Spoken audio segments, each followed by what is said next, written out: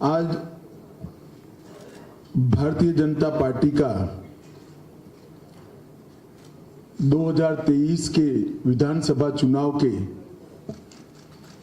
घोषणा पत्र को आप लोगों के साथ और तेलंगाना की जनता के साथ साझा करने के लिए मैं यहां पर उपस्थित हुआ। तेलंगाना का घोषणा पत्र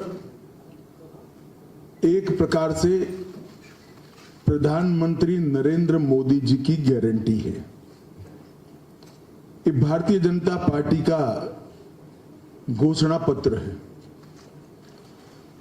भारतीय जनता पार्टी की स्थापना से अब तक का ट्रैक रिकॉर्ड है, चाहे हमारी राज्य सरकार बनी, चाहे हमारी केंद्र सरकार बनी, हमने हमारे घोषणा पत्र को 5 दशकों तक सातत्यपूर्ण तरीकों से निभाते हुए भी हमारे वादे पूरे किए।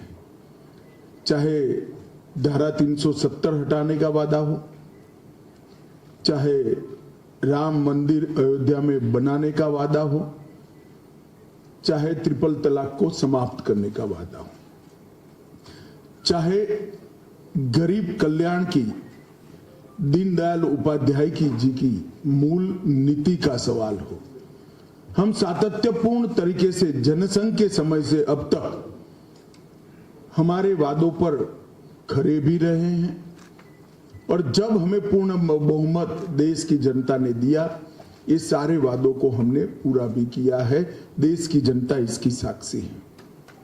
जहां तक तेलंगाना का सवाल है, मित्रों, अटल जी की सब देश में सरकार थी।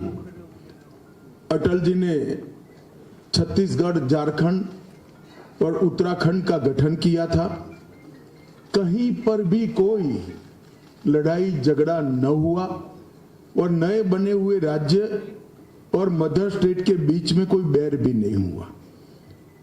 परंतु सालों तक तेलंगाना की मांग को कांग्रेस ने ठुकराया और फिर आनन फानन में चुनाव में एक एज लेने के लिए अकुदरती तरीके से जल्दबाजी में तेलंगाना बनाने का काम किया।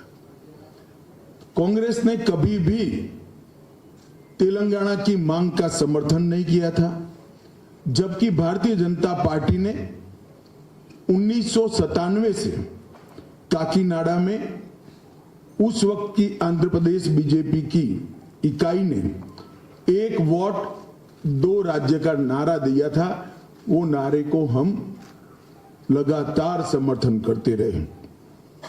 हमने आंदोलन में भी सकारात्मक भूमिका निभाई और जब तेलंगाना बनने का सवाल आया, तब हमने तेलंगाना का खुलकर दोनों सदनों में समर्थन किया। तेलंगाना बनने के बाद नरेंद्र मोदी सरकार बनी। नरेंद्र मोदी सरकार ने तेलंगाना के विकास के लिए ढेर सारे काम करे।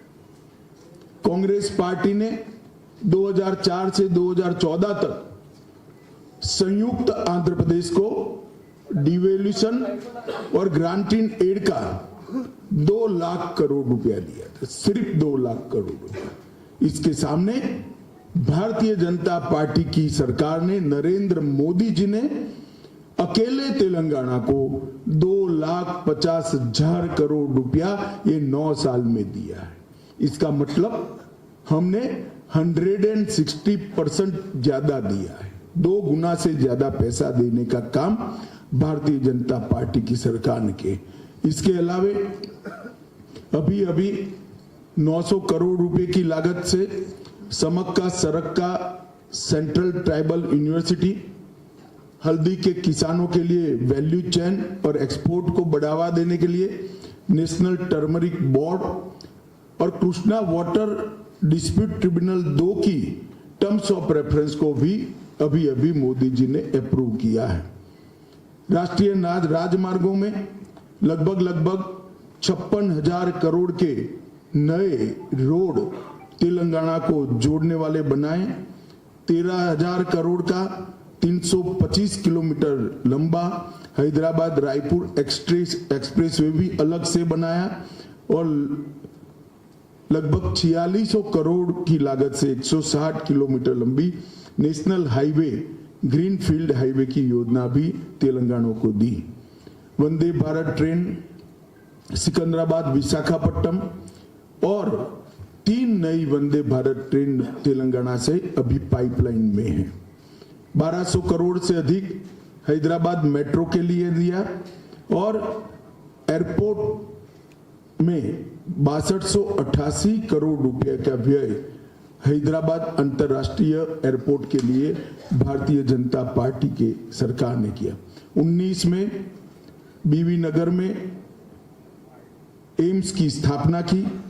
हैदराबाद नागपुर और हैदराबाद वारंगल इंडस्ट्रियल कॉरिडोर बनाया और इसके साथ साथ गरीबी रेखा के नीचे जीने वाले लाखों करोड़ों लाभार्थियों को अनेक योजनाओं का लाभ नरेंद्र मोदी सरकार ने दिया।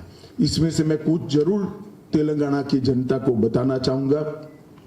किसान सम्मान निधि 40 लाख लाभार्थियों को हर साल 6000 रुपया देने का काम किया। 54 लाख गरीबों के घर में नल से जल पहुंचाए और एक भी घपला घोटाला नहीं हुआ है। शौचालय 33 लाख गरीबों के घर में शौचालय पहुंचाने का काम किया।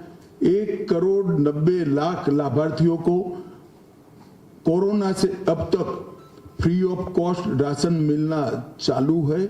मुफ्त में 5 किलो राशन प्रति व्यक्ति प्रति माह मिल रहा है और मोदी जी ने घोषणा की है कि अगले 5 साल तक ये चालू रहेगा। लगभग जन धन अकाउंट 1,10,00,000 खुले और प्रधानमंत्री ग्रामीण सड़क योजना 12,000 किलोमीटर लंबी करी। इसके सामने जो तेलंगाना के खैरख्वां बनकर केसीआर की पार्टी टीआरएस सत्ता में आई, इन्होंने क्या किया? हैदराबाद मुक्ति संग्राम लगभग 400 दिनों के बाद तेलंगाना को आजादी मिली। वो क्रूर शासन से देश के लौह पुरुष सरदार वल्लभ भाई पटेल ने मुक्ति दिलाई और केसीआर ने ओवैसी के डर से हैदराबाद विमोचन दिन मनाने का हमेशा कन्नी काटा। हैदराबाद की स्पिरिट को, तेलंगाना की स्पिरिट को वहीं से तुष्टीकरण की भेंट देने का काम केसीआर ने किया।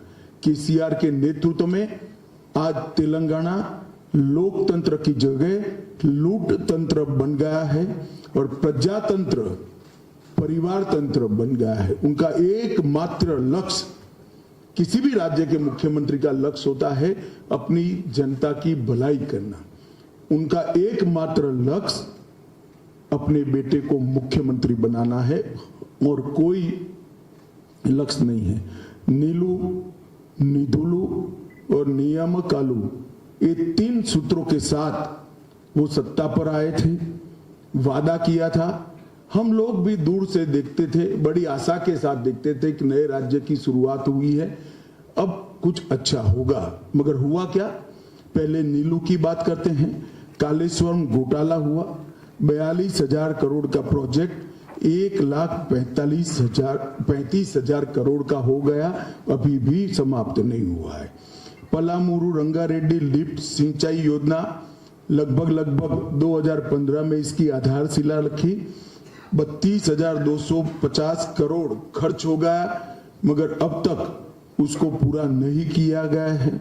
इसी तरह निधुलू की बात करें तो इनके परिवार का गबन का ये तेलंगाना सरकार जरिया बन गई। 2014 में जब तेलंगाना का गठन हुआ, 370 करोड़ रेवेन्यू सरप्लस स्टेट था और आज ये लगभग 7 लाख करोड़ के ऋण में डूबा हुआ राज्य है। 370 करोड़ के सरप्लस से 7 लाख करोड़ के ऋण में जाना ये बहुत बड़ी बात है और वो इनके परिवार के भ्रष्टाचार के कारण ही हुआ है। तेलंगाना सरकार पर अभी 3,66,000 करोड़ का ऋण है और निगमों पर अलग से 3,80,000 करोड़ का ऋण है। तो तेलंगाना को 7.5 लाख करोड़ के ऋण में डुबाने का काम इन्होंने किया है। और मेगा प्रोजेक्ट्स की घोषणा कोई भी मुख्यमंत्री करता है तो मन में आकांक्षा होती है कि इस मेगा प्रोजेक्ट से मेरे राज्य को क्या फायदा होगा, मेरे राज्य की जनता को क्या फायदा होगा। यहां उल्टा है। केसीआर मेगा प्रोजेक्ट की साइज इसलिए बड़ी तय करते हैं कि इसमें कमीशन ज्यादा मिल पाए। उनका एकमात्र लक्ष्य मेगा प्रोजेक्ट्स में से कमीशन लेना है। जहां तक नियामक आलू का सवाल है, रोजगारी का सवाल है, 17 टाइम परीक्षाओं के पेपर लीक हुए, लाखों युवाओं का भविष्य बर्बाद हो गया, ट्यूशन के पैसे युवाओं के खत्म हो गए।